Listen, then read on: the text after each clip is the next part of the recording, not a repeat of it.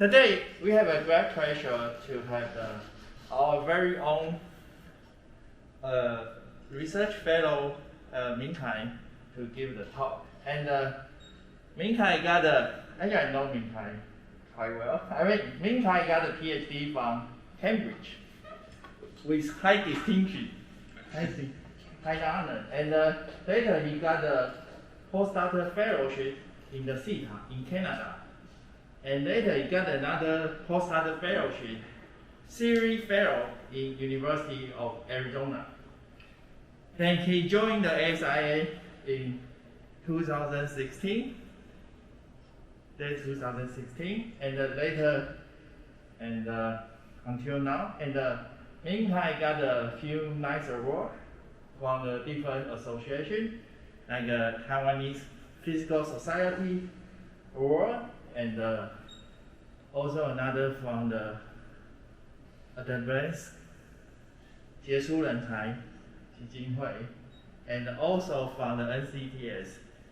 So he is indeed a award-winning faculty. So that's quite nice.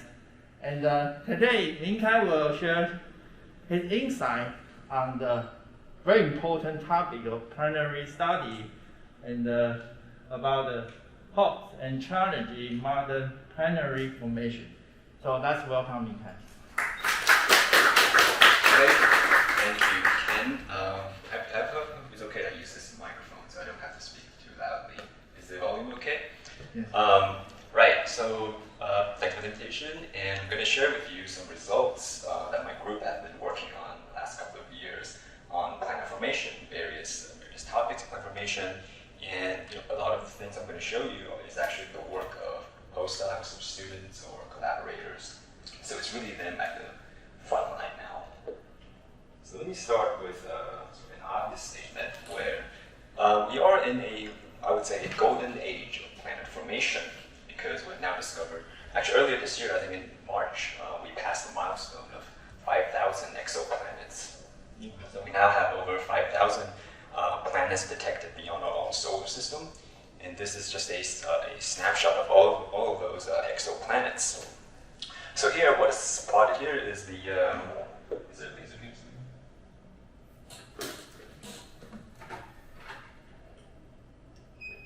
Oh, that's not a laser, sorry.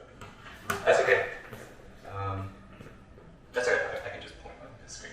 Yeah, it should be okay. So anyway, so this is a plot of all the known exoplanets so far. I'm plotting the orbital period of the exoplanet on the horizontal axis and the mass of the exoplanet on the vertical axis. And as you can see, there is a very large diversity in the exoplanet population. We have planets that are very close to their stars. We have planets that are very far from their stars. We have planet masses ranging from super Earths or mini Neptunes all the way up to super Jupiters in the upper part of the diagram. So one of the tasks for a planet formation theorist like myself is trying to understand what is the origin of this diversity. Why is it that in exoplanetary systems we see such a large diversity in the population? And where do we sit on this diagram? And so in order to understand why we have this diversity in the exoplanet population, we sort of need to start from a more basic question, which is how do planets form, right? How does a single planet or a single planetary system form in the first place? So to talk about planet formation, we really also have to talk about star formation, because planet formation and star formation are really part of the same story. So the usual story goes like this. You start off with a molecular cloud, and within the molecular cloud there are regions where it's more dense than the other regions. So these dense parts of the molecular cloud, these dense cores, would then collapse under its own gravity, under its own gravitational force. And at the center of this core, you would form a protostar. And around the protostar, you would form what we call a sort of stellar disk, or a protoplanetary disk. It's a rotationally supported disk-like configuration, flow of gas and dust around the star. And within these protoplanetary disks, or sort of stellar disks, planets are supposed to form somehow. So that's a stage E there. And once the protoplanetary disk, after a couple of million years, these protoplanetary disks would dissipate, they would evaporate away. And when the disk goes away, we are left with a planetary system. Now, these days, it's very, well, I wouldn't say easy, but it's very common to find new exoplanetary systems, right? Every couple of days, you would read about a discovery of another exoplanet system. So these days, we can readily detect the end product of this process, of the star planet formation process in terms of planetary systems. But in order to understand why we have these planetary systems, or why they are the way they are, we need to look a bit earlier in time and actually look at the stage where planets are actually forming in the disk. That way we can understand what the end product is like. And one of the reasons it's a golden age for planet formation is that these days, because of things like ALMA, we can actually observe protoplanetary disks. So these are actual observations of real protoplanetary disks. And as you can see, when we go out and actually observe these real protoplanetary disks, we actually find them to have a lot of substructures within them. So these protoplanetary disks are not simply just a disk in the sky, but if we look closely, we actually find these disks contain a lot of substructure, and the most common substructures are rings and gaps in the dust distribution. So we can see, for example, here, these dust rings and dust gaps in the disk. Now, when we see these substructures, these rings and gaps in the disk, astronomers almost immediately, including myself, go to the planet hypothesis. And the idea is that these substructures, these rings and gaps, could be signposts of planet formation. So the reason we see these rings and gaps could be because there are actually planets in the disk interacting with the disk and it's creating that structure. And the reason we have this almost a reflex action when we see these protoplanetary disks is because of literally decades of computer simulations and analytical studies. For example, this computer simulation here on the right, which I did myself actually. So there's been decades of numerical simulations of how a planet forming a disk would actually affect the disk structure. So this is a very simple simulation where you simulate a protoplanetary disk, a two-dimensional rotating float around a star, and then within the simulation you put in a planet. You assume a planet has formed the system, and you simulate how the disk reacts to that planet. And very often, what you will find is that the planet would open up a gap in the disk. It would actually clear out material in its orbit, and so you see these deep sort of dust gaps in the system, or in this case, a bubble gap. And at the edges of these gaps, dust actually piles up at the edges, so you form these dust rings. So it's very common to find these kind of results when you just do a very typical simulation of a planet disk system. And these days, people have actually taken this idea a bit further. And what you can actually do is you can take your numerical simulation data and you can feed it into an ALMA simulator and actually produce synthetic images. So you can ask, what would this simulation look like through a telescope, through ALMA? So many people have done this. So as you can see, when you do this when you make these synthetic observations, you can sometimes get very close matches between synthetic observations based on computer simulations and the actual observations you get from ALMA. So this is why when we see rings and gaps in these observations, one of the leading ideas or leading theories is that this could be due to planet-disk interaction. Yeah. So, I was wondering, are there always protoplanetary disks accompanying with star formation? And how to distinguish from the protostellar disk and the protoplanetary disk? Yeah, I don't think there's a very rigorous distinction between the two. You could say they might be distinguished by mass. So these protoplanetary disks, we often work with very low mass disks. So these disk masses are something like 1% of the mass of the central star. So protostellar disks might be more massive. They might be earlier in the disk evolution, so they might be up to 10% of the star mass. And the important physics might be different. In the protostellar stage, maybe the disk self-gravity is important because it's more massive. But here, at least in these kind of models, we often neglect the self-gravity of the disk. Yeah. What was the other question? The first question is, if there's a star, are they always planets around? Statistically, it's very common to find planets around stars. So I would say protoplanetary disks are probably also quite common.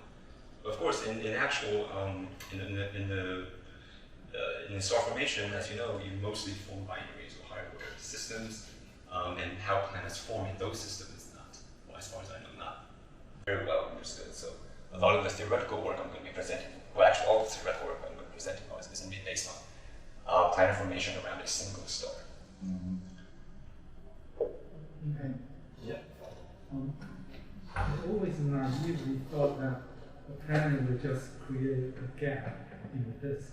From your simulation, it's not just a gap, it's a ring at the same radius, which the planet doesn't clear up. What's the physics? Yeah, so typically what happens is the planet would open up a gap in the gas profile of the disk, and then the dust would actually respond to the gas profile to the disk. And it turns out that the response of the dust particles to the gas is very sensitive to the exact gas profile. So, because you might get little differences in the gas profile depending on, for example, the planet mass or the disk viscosity, whatever, and that can result in quite different morphologies in the dust structure itself. So, for example, here, this is a case where you actually open a double gap in the gas. So we have these dark rings where material has been expelled. And what happens is, at the edges of these gaps, you form pressure bumps in the system. The pressure profile becomes harmonic, and I'll go into this in a little bit later. And those pressure bumps tend to trap dust particles. So if you have planet gaps, you almost always also have dust rings accompanied with them. I'm not sure if that answers your question. But So the ring in the middle, is it just a transient event that will last very shortly, or yes. stay there for a long time? Yeah, great question. So in this simulation, I think if I simulate this long enough, the middle ring will disappear eventually. So yeah, you're right. This snapshot here is probably transient. Right. And I also wanted to just show you guys this result here, which is really nice because this is another example where people try to model an observation of a ring protoplanetary disk with the planet-disk interaction. So on the right, on the left here, we have an actual observation of the protoplanetary disk, HD, blah, blah, blah. And here, in this case, you can see that you actually get very detailed structures, right? You have a middle ring, and then you have a sort of a double ring out here, and then maybe a very faint ring, a very, very outer radius. It turns out that if you can actually reproduce this reproduce this observation by simulating a disk with a mini Neptune planet in the system, and letting the planet migrate through the system. So this is, on the right here, this is a synthetic image based on numerical simulations of planet-disk interaction. So we have the mini Neptune here. So that means even though current telescope technology doesn't really allow you to detect these kind of planet masses, mini Neptunes, we can nevertheless detect the disk morphology and the disk structure. And by understanding how planets produce these structures, we can sort of reverse engineer this problem and infer what is the planet mass responsible for making these kind of structures. So that is why we are very interested in disk structure, large-scale disk structures, because we can use this as a way to detect planets that's not reachable with current telescope technology. And of course, the most obvious, I guess the most direct evidence of planets forming in a disk is to actually detect a planet forming in a disk. So these are two recent examples where people have actually observed a protoplanetary disk, in this case with a cavity, and inside the cavity there is a planet. There's actually two planets in this cavity, but in this figure here, there's one planet that's more obvious. And the second example, which is a more recent example, that came out earlier this year, in the system AB-RGB, where RGB is a planet, so you detect a planet inside a protoplanetary disk, and also you see these various complex structures in the disk, most likely due to the interaction between the planet and the disk itself.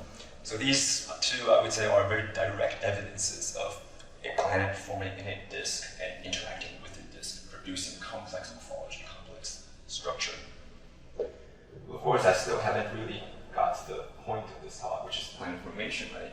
Because it's a very complicated topic. So forming planets, this is a problem that involves many, many, many orders of magnitude.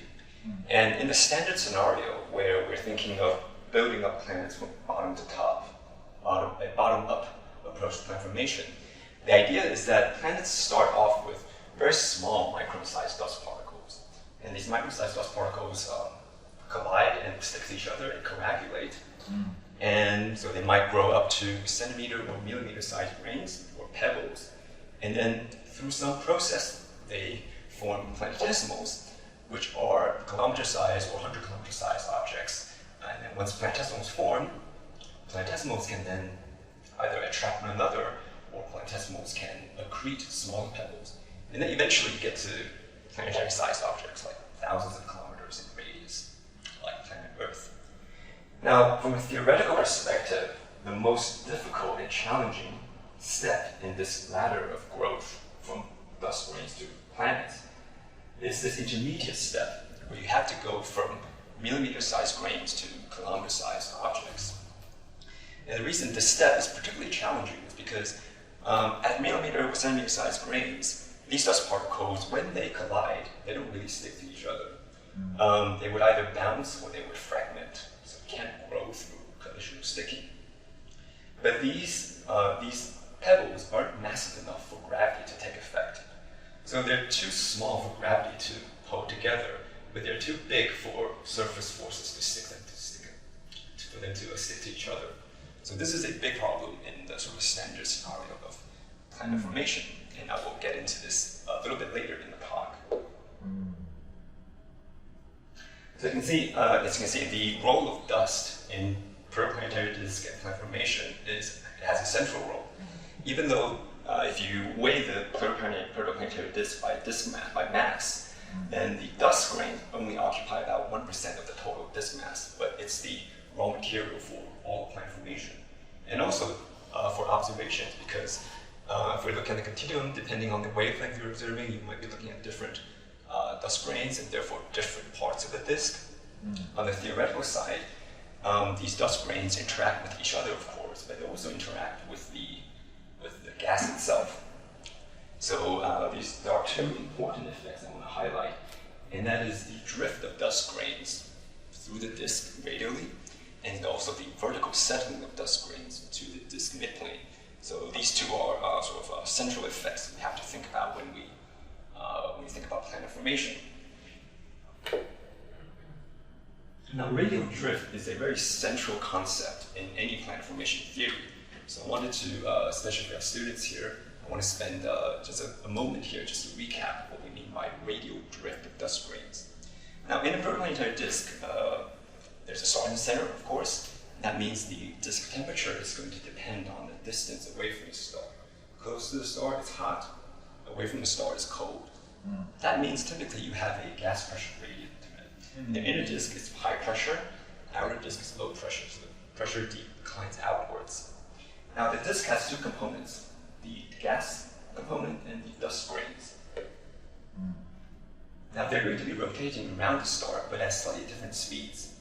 The dust grain is just a solid, so it's going to rotate around the star at the local Keplerian speed. Like we are going around the sun at the local Keplerian speed, 1 revolution per year, right? That's the speed a solid will go around the star at. But the gas actually feels a gas pressure. That means the gas's rotation velocity is going to be offset by the gas pressure gradient. The result is that the gas typically will rotate around the star not at the Keplerian speed, but at a speed that is slightly smaller than Keplerian. That means there's a differential drift between the dust and gas. There's a relative velocity difference between the two components. So what that means is then there's going to be a friction between the two species, right? Because the gas is slower than the dust grains. So this friction between gas and dust is going to transfer angular momentum between the two species. And typically what happens is the dust grains will lose angular momentum to the gas. So the dust grains loses angular momentum and it drifts into the star, and the gas gains that angular momentum and moves outwards from the star. So just by virtue of having gas and dust in the system and their mutual interaction through friction, you will generate a relative motion between the two species. So this idea that dust grains don't stay where they are and they tend to drift towards the star is a very, very central concept and a central challenge to planet formation, because you want to make planets, you want to have the solids lying around to make the planet, but if the dust particles keep drifting towards the star, you keep losing it to the star, that is a big problem, right? You won't be left with any material to form in the first place. So this is a sort of a central idea in whole planet formation theory for protoplanetary disk dynamics. Now, the other important aspect of that is the vertical settling of dust grains. Because what needs to happen is that when a disk initially forms, you have dust grains immersed in a gaseous disk, and initially these dust grains are quite well mixed through the disk. What needs to happen first is these dust grains needs to settle towards the disk midplane. So you form a very dense dust or particle layer. Because in order to form planetesimals, I'll explain in a minute, you need to have the dust grains at high concentrations or high densities. So before we talk about planetesimal formation or planet formation, we need the dust grains to settle vertically to the disk midplane. Now, this doesn't always happen, actually. And so this needs to happen, and observationally, we do actually also see systems with very highly settled dust layers. So this is a recent observation, sort of an edge-on observation of a protoplanetary disk. So in these kind of, so if you're able to observe a disk edge-on, then you might be able to measure the actual thickness of the disk, the thickness of the dust layer. And in this case, they measure a thickness of the dust layer, H dust, and it turns out H dust is very small. It's only about 0.5% of the distance to the star. So that is a very, very thin layer of dust. So at least observationally, and at least in this particular system, the dust grains have actually settled to this midplane. So but what does that actually mean, though? If the dust grains are able to settle to this midplane, that means the disk itself must be relatively quiet. We cannot really have the gas undergoing very chaotic motions, and as I'll show you why in a minute. So the fact that we observe a highly settled dust layer means that this particular disk, at least, must be pretty quiet, right? We shouldn't have there shouldn't be a lot of turbulence per se in the disk. So that's the observational side, but on the theoretical side, we actually do expect protoplanetary disks to be somewhat turbulent, at least. They probably are not perfectly laminar. There's probably some level of turbulence in the disk.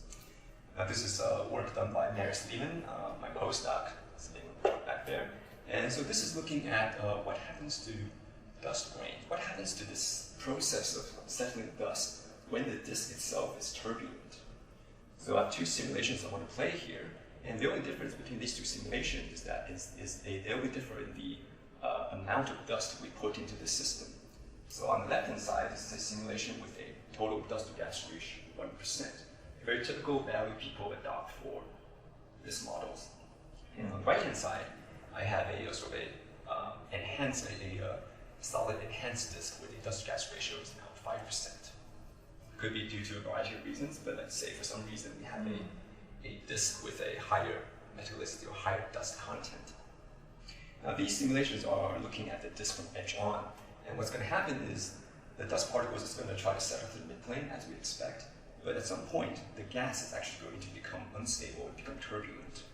And let's see what happens to these dust grains.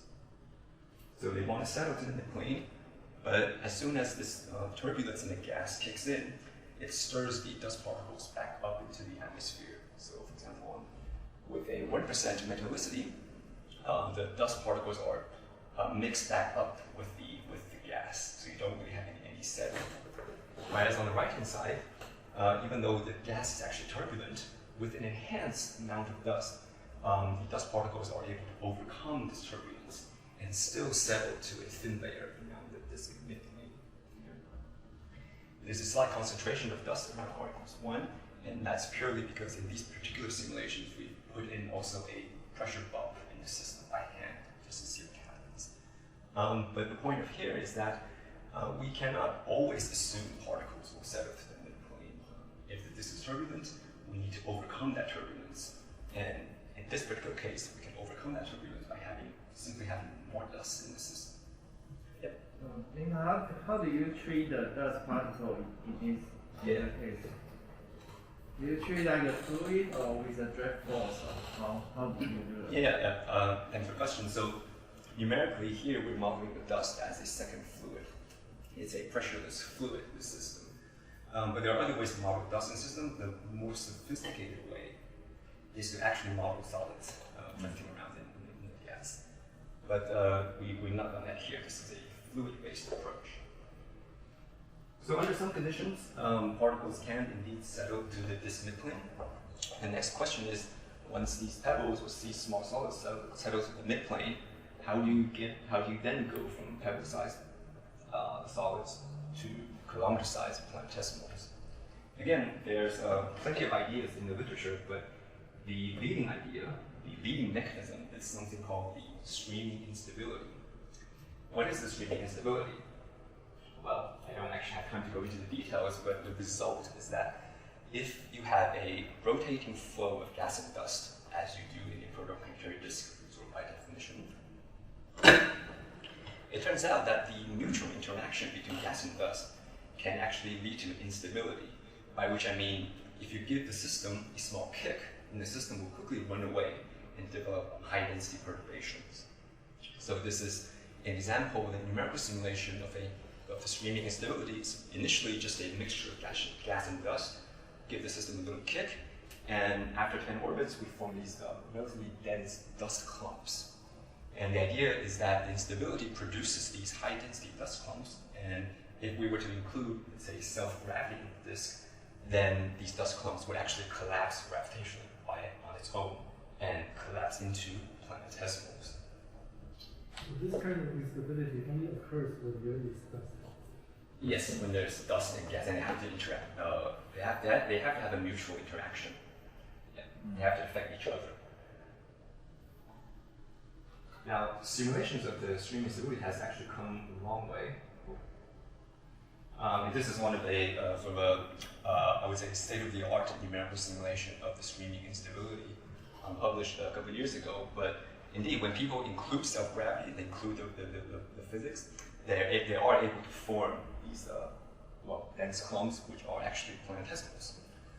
Now, the streaming instability has been around for over a decade, and under the right conditions, the instability is very effective in producing planetesimals. You can almost form planetesimals instantaneously. But that's the key point, under the right conditions. Now, it turns out that, so in the last couple of years, my group and I have been thinking about what are the more realistic conditions you might expect in a protoplanetary disk. Could those affect the streaming instability? One effect is, again, turbulence. For example, these simulations, although these are sort of state-of-the-art simulations, they don't really account for the possibility that the disk is also subject to some other form of turbulence in the background. So how do you drive turbulence in this case? Yeah, so there are a couple of ways. So the way I'm going to show you next is we just put in a viscosity in this disk, which is probably not very correct, but people have also modeled a driven turbulence, so they apply a random forcing in the simulations, and those appear to give qualitatively similar results. Because you want turbulence, you need to provide the source, and they usually drive at a much larger scale. That's right. So you want to justify the source of turbulence to drive this streaming instability. Right. I think you need a strong and sustainable turbulence. Yes, that's right. That's right. So, for example, you need to have physics to explain. Yeah, that's right. That's right. So, for example, streaming stability occurs on a very small scale, but the turbulence, external turbulence, might occur on a large scale. So, it's numerically challenging to model those. But so we were drawn to this question of does the streaming instability operate just effectively in a disk when you start to account for new physics or new disk conditions? So this is some work done by a former summer student, Zheng Han, who's now in UCL doing a PhD. So in this project, the plot is a bit complicated, but what we are doing in this project is to ask what happens to the streaming instability in a turbulent disk. The turbulence is driven by some other unspecified origin, but it's turbulent. And here the turbulence is modeled with a viscosity. That's actually kind of questionable, but let's roll with it for the moment. So what we're calculating here is how fast does the streaming instability grow as a function of particle size on the vertical axes and as a function of turbulence strength. So in a protoplanetary disk, we might expect a turbulent level of, say, in these units, at a level of 10 to the minus 4. But already at 10 to the minus 4, which we would consider already relatively weak by people who do these kind of modeling, millimeter-sized grains already grow very slowly. So that means millimeter-sized grains or even centimeter-sized grains, if you put them into a turbulent disk, the streaming instability is not going to grow very fast. So at least it's a lot slower than if you put it into a non-turbulent disk. So that's kind of a question mark there. How does the SI operate in these systems? So that's an unfortunate result. Now another effect that I recently considered is the following. In early models of the streaming instability, so as I said, before the streaming instability happens, the particles need to settle to this midplane. So all the interesting stuff happens around this midplane. Now, because of that, one simplification you can make is to focus around the midplane. And now if you focus yourself around the midplane, there's a symmetry between the upper disk and lower disk. That means if I sit at the midplane, I actually don't feel any vertical gravity just because of a symmetry condition around the midplane. So that means we can, in these kind of models, we can actually neglect the vertical component of gravity. So these are called unstratified disk models, where you ignore the fact that there is a vertical structure in the disk. And even though that sounds kind of artificial, it is, from an analytical point of view, a very useful approximation in order to get an insight. But I recently tried to generalize the analysis of the streaming instability to account for the fact that there is a vertical disk structure, right? Dense midplane and less dense atmosphere. So what happens when you re-examine the streaming instability in this context, when you account for vertical disk structure? Well, I actually discovered a new family of instabilities, a new family of streaming instability that happen only if you account for the vertical structure in the disk. So this is just a visualization of those instabilities. I won't go into the actual technical details, but this is something, this is a different branch of instabilities. So the next question is, can this new family of instabilities help planetesimal formation? That's the question, right? I don't want to be the bringer of bad news, but unfortunately, it does not look like this instability actually helps. This instability, which I've been calling the vertically shearing streaming instability, it grows very fast, but it grows in the wrong way. Let me explain what I mean. So these are some of the earlier simulations of this instability. So these are simulations done before my theory was developed, but I believe it's actually the same physical phenomenon. So here, these authors are simulating a layer of dust in a protoplanetary disk. So we have the dust layer here.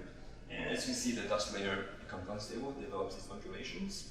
But the instability turns out to actually disperse the particle layer. It actually mixes up the dust layer, rather than leading to any dust concentrations. So it doesn't lead to, it's not like the classical stream instability would actually give you these dense dust clumps, which you hope would collapse into planetesimals. But this instability does the opposite. It actually causes the dust to disperse. So this is actually an adverse effect on the stream instability. Therefore, it's going to work against planetesimal formation. So, this lecture looks like it's very like a Kevin-Helmholtz instability. Yeah.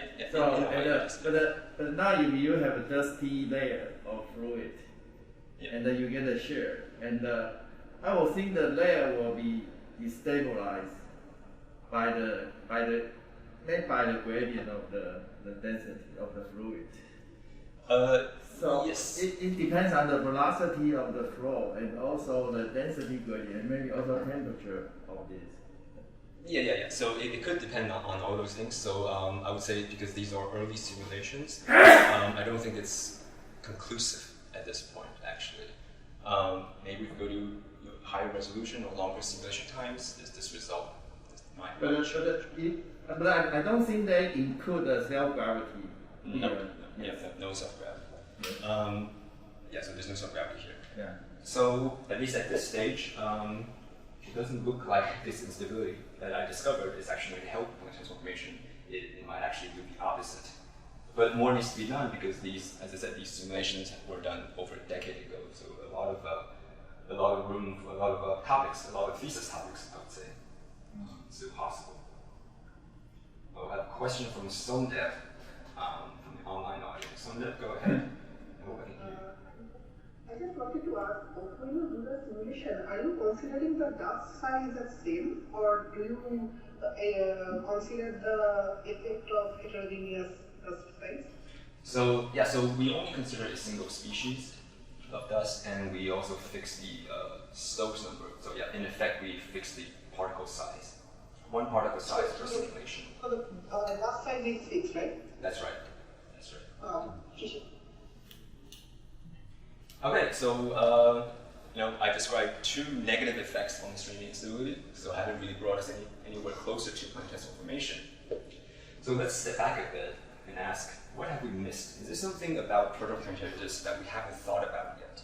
So one thing we haven't really thought about is the fact that if we look at modern models of protoplanetary disks, so people these days can do very sophisticated computer simulations of PPDs, and they actually find protoplanetary disks are actually on a large scale driven by magnetic fields, which I've neglected, which I've completely neglected so far. And one important effect of magnetic fields in the context of protoplanetary disks is that the magnetic field, either through large-scale disk winds or Maxwell stresses, whatever, it can actually sometimes drive a laminar accretion flow through the system. So there is a subset of these disk models, these modern disk models, that show magnetized protoplanetary disks actually undergo a smooth laminar accretion flow through the midplane. But the midplane is where we want to form planetesimals. We can ask about how do planetesimals form in these modern disk models. Another interesting result from these kind of numerical simulations, these high-tech MHD simulations, is that these simulations can sometimes spontaneously develop a disk structure. So you don't need to do anything to the system. You simulate the disk within magnetic field, and the disk would just by itself develop bumpy structure. So it can sometimes develop these pressure bumps on its own. And in planet formation, we like pressure bumps. We like pressure bumps because pressure bumps tend to attract dust particles. As I explained earlier in the talk, that dust particles tend to drift into regions of high pressure. So the idea is that if you have pressure bumps in the system, particles are going to be trapped, and their volume density is going to increase. And maybe by trapping dust particles in a location, that can help you form planetesimals. So, long story short, my new question is, how do planetesimals form in these kind of systems where you have a smooth accretion flow through the system, probably driven by magnetic fields? So to answer that question, let me take a step back temporarily and set the baseline by computing the original streaming instability. So the original streaming instability happens because of a radial drift between dust and gas, this relative motion between dust and gas, this relative radial motion between dust and gas. And that relative radial motion only exists if you have a pressure gradient in the system. So this is another plot where I'm computing the growth rate, how fast does the streaming instability grow as a function of perturbation length scale, which is not very important for this talk. But so my point is, this is a typical calculation you can do to estimate how fast does instability grow. So the original streaming instability, the traditional version of it, requires a pressure gradient, right? That means if you were to repeat this calculation at a pressure bump, like right here, or regions around here, what you're going to get is a blank page. Nothing happens because there is no pressure gradient at a pressure bump. But the traditional SI requires it. So if you do that calculation, nothing actually happens. But something interesting we found was once we account for the fact that there might be an accretion flow through the system, we discovered another family of streaming instabilities. So this version of the streaming instability is activated even if you look at a pressure bump, even if there's no pressure gradient in the system, and but it does require there to be a gas accretion flow through the system. So this is a new version, a different version of the streaming instability. Next question is, of course, then, does it help planetesimal formation? So that's new SI. So this is work recently submitted about a couple of weeks ago by my now former assistant, Xu Junyan. He's now at the University of Virginia. So let's see what happens if we actually try to simulate this instability. Okay, the system becomes unstable. You produce these perturbations. Do they grow in time? The color scale is the dust density. It does look like this new instability does lead to dust concentrations. We have these filaments of dust. And these, if we look at the scale here, it gets pretty red actually towards the end of the simulation. That means the dust to gas ratio gets pretty high. Actually, I think we can get dust to gas ratio of about 100, in which case you might actually expect these high dust density regions to collapse under its own weight if we were to include self-gravity.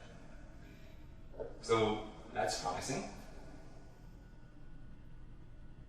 Now, but whatever happens, we know planets form, right? We don't exactly understand how planets or how planetesimals form, but we know the result. The result is planets form.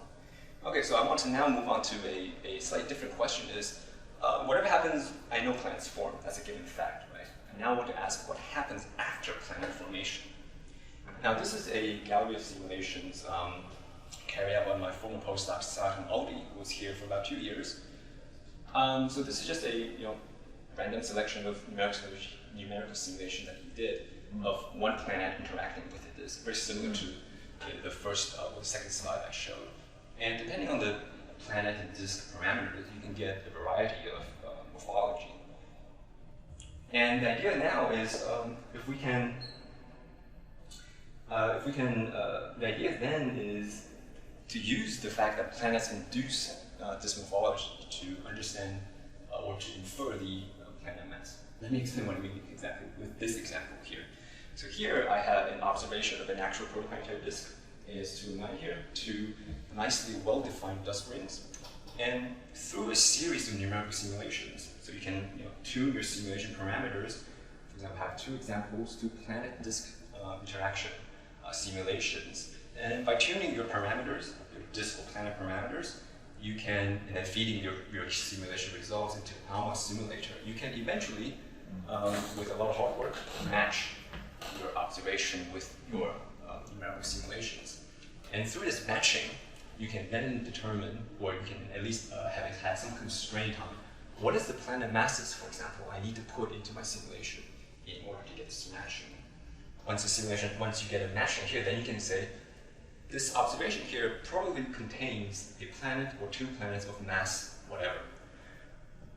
But this is a lot of work actually, because to explain one observation, I need to do a family of simulations. I need to explore parameter space and just finely tune my parameters in order to make this fitting, right?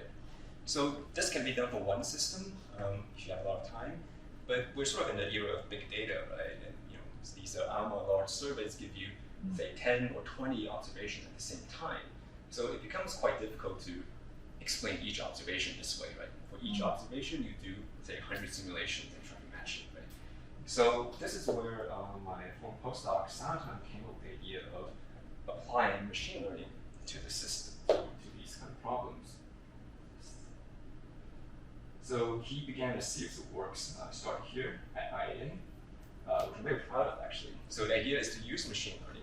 This diagram is not too important, but the idea is to teach a convolutional or artificial neural network to learn about disk-planet interaction, so that once the system is trained, we can give this network some information. For example, an image of a protoplanetary disk with a gap.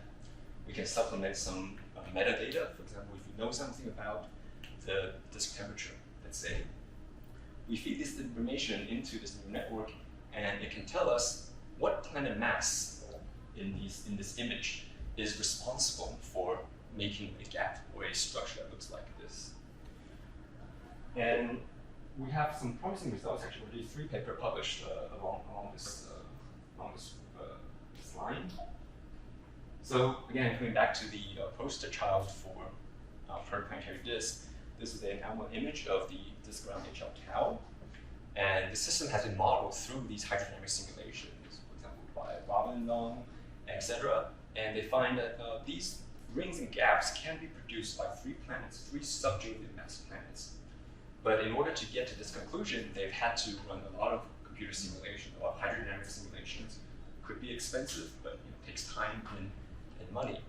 But with the artificial neural network, or this planet network that Santa developed, you can just throw in what you observe, for example, the width of these gaps and rings, and this network can tell you instantaneously what is the planet mass responsible for making these structures. And for this problem, he gets a value of about 0.2 Jupiter masses, quite consistent with these more sophisticated models based on explicit hydrodynamic simulations. Now, our simulations, which we use to train this neural network, is actually still quite simplified. For example, we only focus on axisymmetric structures. We don't allow the planet to move through the disk, and we also only consider two-dimensional disk.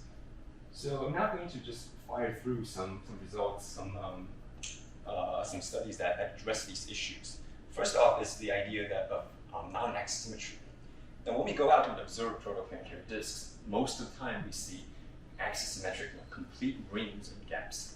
But there is a small but non-negligible fraction of PPDs that display asymmetric dust distributions. For example, IRS-48 is a very extreme example where all the dust grains are located on only one side of the disk.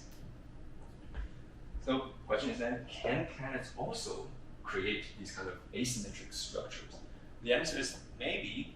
So this is a recent paper published by Michael Hammer, another postdoc of mine, published last year, where he simulates, again, a planet interacting with a disk and then feeding the simulation data into an ALMA simulator, or at least make synthetic images out of it. And in these cases, indeed, it turns out that you can actually make these asymmetric or lopsided disk structures. And this is actually due to something called the vortex instability, or the Rossby wave instability, where what happens is a planet interacts with the disk, opens up a gap in the disk, but the gap itself actually becomes unstable to the formation of large vortices. And these large vortices are non-axisymmetric, and they trap dust particles. And that's why we see in these synthetic images here that the dust grains are trapped on only one side of the disk. Now, this is some work done by ASIAA, who is a postdoc here, but actually works next door at NCTS.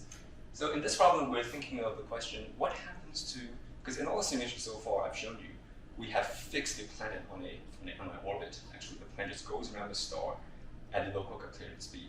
So the disk responds to the planet, but the planet does not respond to the disk. So that's one of the approximations we made. So here we're going to release that approximation and actually allow the planet to respond to the disk gravitationally. So in addition to planets inducing various structures, the planet will also move. So what's going to be shown here, this is a movie. I'm going to show you gas density on the left, dust density on the right, and bottom is the orbital distance of the planet from the star. It's going to start at 1. So what happens initially is the planet actually moves into the star. So if it keeps going in, it would hit the star. But at 200 orbits, something happens, and the planet actually moves out again. And after about 400 orbits, the migration or the orbital evolution becomes rather chaotic and basically unpredictable. We don't really know what happens unless we simulate it. And if we look at the plots on the top there, we see what's happening in this particular case is that the planet interacts with the disk, but because this particular system, the disk is actually quite dusty, it actually induces the formation of these tiny but quite intense vortices. So these tiny structures. And each of these small blobs can interact gravitationally with the planet. And the resulting interaction is quite chaotic and unpredictable. And the final few slides I want to show is on 3-dimensional models. So these are simulations I've shown you so far, all the way from the first slide actually, is based on a 2-dimensional approximation of a protoplanetary disk. Because disks are actually quite thin, right? The aspect ratio is quite small, so very often we would just ignore that vertical structure completely, just simulate 2-dimensional disks. But in reality, disks are 3-dimensional, right? So this is a project led by former summer student Li Jiaqing, who's at University of Victoria. And in this summer project, what started out as a summer project, what we're asking is, what happens to the 3-dimensional distribution of dust once a planet forms? So here I have cut, again, a cross-section of a protoplanetary disk. We put in a dust layer around the midplane because we know in order for planet formation, particles should settle to the midplane first. And the question we're asking here is, let's suppose the particle settles to the disk and planet formation is successful, let's say at r equals 1. So planet forms r equals 1. What happens to the rest of the dust layer when planet forms there? So we play this movie, and at about 2200 orbits, a planet is going to be assumed to form. And what we're going to try to look at is what happens to the rest of the dust layer. Does it stay put? Does it stay around the disk midplane? So right now, planet has been switched on, and what we find is that the rest of the dust layer actually gets puffed up. So it doesn't stay settled to the midplane, but especially at the edges of the gap opened up by the planet, the particles or dust grains are stirred or lofted to very large heights. So the result of planet's interaction is actually fully three-dimensional. It's very difficult to capture this effect if we ignore the vertical dimension, for example, two-dimensional disk models. Does this have any observational implications, though? That's another interesting question. And okay, so we find that we often find puffed up gap edges in these 3D simulations. Now, this is interesting because there was a observation last year of this particular protoplanetary disk, HD blah blah blah. And the point to take away from this observation is that, so here again on the left I have the actual observation. The two models on the right here only differ by the amount of only differ by the dust layer thickness. Now, if we look at the actual observation, and if you're standing here and look very closely, you would conclude that the ring brightness is actually not symmetric. The two long-sided regions is actually slightly brighter. So it's a little bit brighter along the long axis and then along the minor axis. Just slightly brighter. It turns out that you can reproduce this asymmetry if you assume this model that the particles are puffed up, actually. Again, highlighted. So if the particles are puffed up, then in observations, you would actually see the ring to be slightly brighter along the long axis than along the minor axis. But if we assume that the particles are fully settled to the disk midplane, then actually the disk appears a lot more symmetric. I know it's not very convincing from the color projector, but that was the point of this paper. So perhaps this is a clue that maybe there is a big planet in the system that is stirring up these dust grains, preventing them from settling all the way to this midplane. Okay, final slide. So this is ongoing work carried out by Michael Hammer, postdoc here. And in this problem, I just want to showcase this because it looks cool, but we haven't really built up a complete story yet.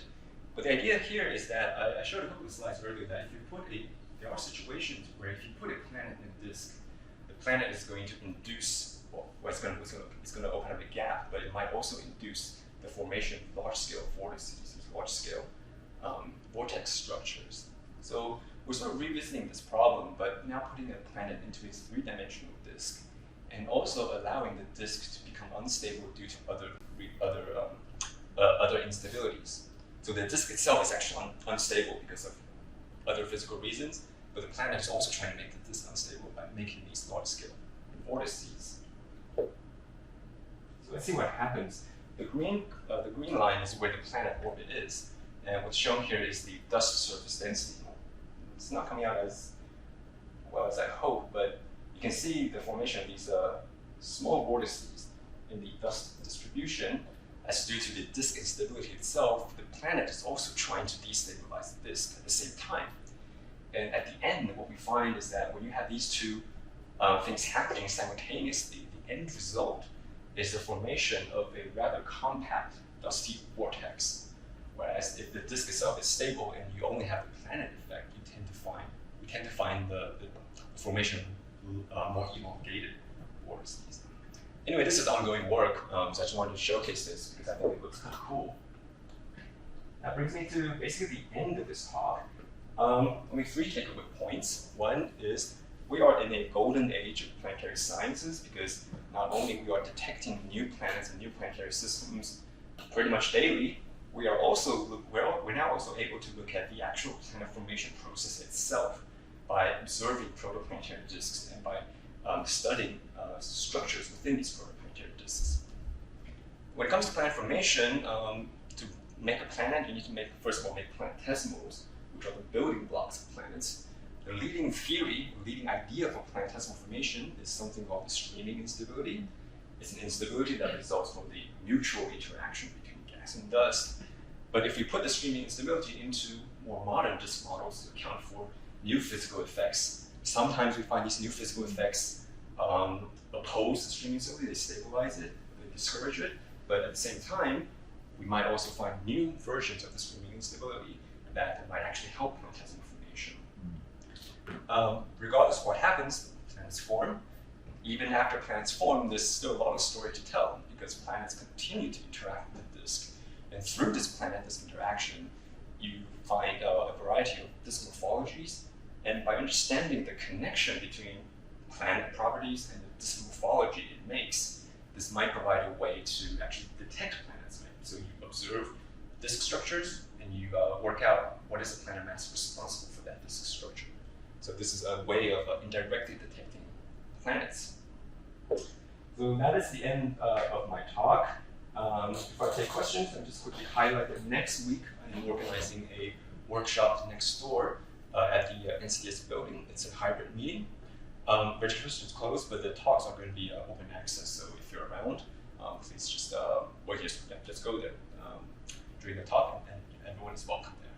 So with that, I will finish there and take any questions. Thank you very much. And any questions?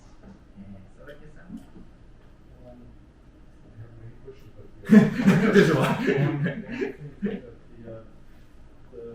The early slides you show the image of the planets, and later you show the lopsided disk, and last slide you show the vortex of the dust. How you can actually differentiate between those? The image of the outline should be purely dust image. That's right. That's right. So I mean, these are observations of the dust distribution. Yeah. So the question is how we distinguish between. Yeah, the early slides you showed this is image of planets. You mean this one? Yeah. How you differentiate that is Right. planets or lopsided disk or like a vortex you just simulated? How you differentiate that? Yeah, that's a good question actually. I don't think I have a good answer to that except to say these vortices, at least from a theoretical perspective, they tend to be on a scale that is expected to be a lot bigger than a single planet. So maybe from the scale, these things are supposed to be around, let's say the width of these things are supposed to be around 1 pressure scale height wide. So I don't know how many AU that is in real units, but it's about 1 scale height wide. But the planet itself is going to be a lot smaller. And also one thing I learned recently from a conference is that the resolution that is offered in these numerical simulations cannot really resolve what is going on around the planet. Around the planet, very, very few grid cells, so it's not really reliable. So I don't think we have a good answer to the question, what would a planet look like in these, based on these simulations? We just simply don't have the resolution for it, but I'm not entirely sure, so I don't want to give anything. It can't be just due to the resolution. Really planet that is blurred due to the resolution, blurred to the bigger size. Yeah, that's a good point. I think that is possible. For example, in this example, if you have this big block here, basically, I mean, the authors say this is actually due to the planet, but to a non-expert like me, I might say it's a vortex. It's just a huge blob. So yeah, that's a fair point, but unfortunately, I don't have a rigorous answer. But basically, is that planet radiation or dust around the planet that planet is forming? I actually don't know. Okay. So I need to maybe I should read these papers. From your simulation, can you tell that or you just play the planets as the top? Yeah, so the planet is just modeled as a point mass potential, and nothing more sophisticated than that, actually. Good. So, yes, so you showed some modern disk models, including magnetic field, and produce some pressure band inside. That's right. So, does it mean we can reproduce gap or pitches without any planets, only with magnetic field? Yeah, thanks for the question. That's a very important point. Yes, indeed, it is. There's a whole literature out there looking at how we form these rings and gaps without any planets in the first place, and this is one of them, relying purely on magnetic effects. I actually don't understand how magnetic field leads to the formation of these pressure bombs, but that's the result from the simulations. Oh, thank you. Anyone? Just a short question. I'm just curious about how did people find those protoplanetary disks at the first place, whether or not it's just by chance, or actually they have a systematic survey with certain selections to find those systems. Observational. Infra-axis. Thank you so much. From it's like those targets were observed previously, and then they Like infra surveys. Okay. Because I'm curious about whether or not, because it seems to me that the exploration is constrained by the current detected system observationally, right? So we try to understand those systems. But I'm just curious about whether or not certain selection will limit the detection of diversity of those kind of systems. Yeah, I mean, the only thing I can say about that being a non-observer is that these rings and gaps we observe tend to be associated with bright and large disks. But large disks, like maybe up to 100 AU, is actually not the typical disk size. More typical disk size is, from what I've learned, is around maybe 30 AU. And whether or not these rings are just as common in more typical disks, I don't actually know. Maybe we just can't resolve it, or maybe it's just more to do with bright and large disks. That I don't know. So yeah, there's a selection effect. Good. Ida? I have a question. So, what are the species usually observed in protoplanetary, and what is the species assumed in your simulation? Yeah, these are very short questions. Not sure if I deserve it. But yeah, the particle size is not well determined, or not well constrained. If you ask, I spoke to Bao a couple of times, and what I've learned from him is maybe these might be a few hundred microns, sub-millimeter size grains, more typical. But yeah, I think that is a large unknown, a large uncertainty here. What is the particle size in these systems? What I can say is, from a theoretical perspective, particles might only grow up to millimeter or centimeter sizes just through pure sticking processes.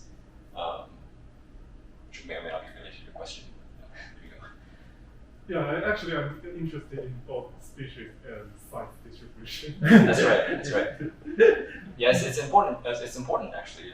If we can get some input from observers on constraining the particle size, then maybe we don't need to go out and simulate, a very large range of parameter space. So that could be useful. And also, all the simulations I've shown you, at least my simulations, are based on a single species. So only one particle size per simulation. Well, that is a huge simplification as well. So that's for improvement, I guess. Good. Nice. I have a maybe final question. Sure. A comment.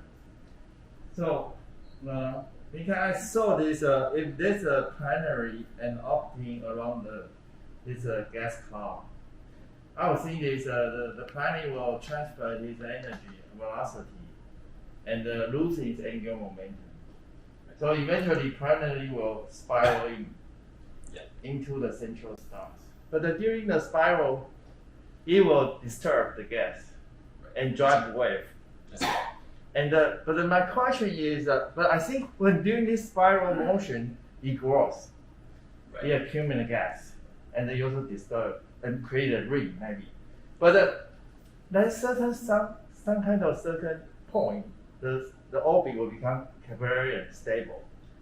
So that means the gas maybe being cleaned out. So this should be, so I was wondering what determines this final position of the planetary? Because in the simulation, I don't think that's really the truth because you don't consider the planetary and the gas and the star motion at the same time. Right. So that's a huge simplification. I mean, it's detailed, very subtle point. Yeah. So I think if you do that simulation, in reality, or you don't have maybe some missing physics, so you will just spiral it, just accrete on the central star. Right. Yeah. That really depends on the speed at which the planet is migrating. Also, when you get to planetary size objects, the main interaction between the planet and the disk is actually gravity and not the friction. I mean, friction is more important for smaller size like pebbles or small grains, but planetary size stuff is more to do with the gravitational interaction between dust and gas. So that depends on how fast does the planet actually move through the disk, I suppose. Yeah. Now, if it's not moving very fast, then there would be time for the planet to open a gap. Yes. And once the planet opens the gap, it will, because it opens up a gap and clears out material around the orbit, it should stop accreting. It's called the isolation mass of the planet. And do you think the disk is a laminar flow disk for the protoplanet disk? Yeah, that's a great question. Truth? Yeah, that's a great question. So these disks are probably weakly turbulent. So the turbulence involved in these systems is probably not big enough to solve the angular momentum transfer problem. Mass is not able to explain mass accretion. But the turbulence is big enough for you to worry about when you consider particles in the disk. So the particles are subject to turbulence stirring from the gas, even though the turbulence will not do anything on a large scale to the whole disk, but concerning individual particles, it is important. So the turbulence is weaker than previously thought, but still important as far as planetesimal formation is concerned.